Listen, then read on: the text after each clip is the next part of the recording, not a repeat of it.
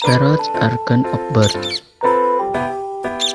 They live in Australia, Asia, Africa, Brazil, Papua New Guinea, and New Zealand. Parrots have two toes pointed forward, two toes pointed backward, a curved beak like a hawk's beak, and very colorful plumage.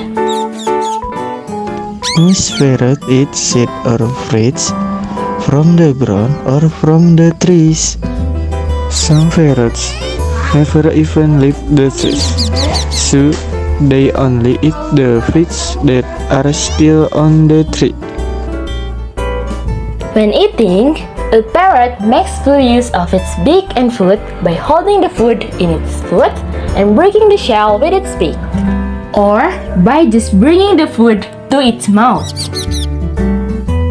Many birds are kept as pets. This breed have been popular because they are intelligent, charismatic, colorful, and musical.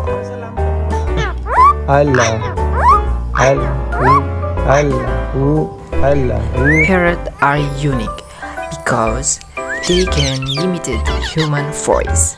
Why did it happen?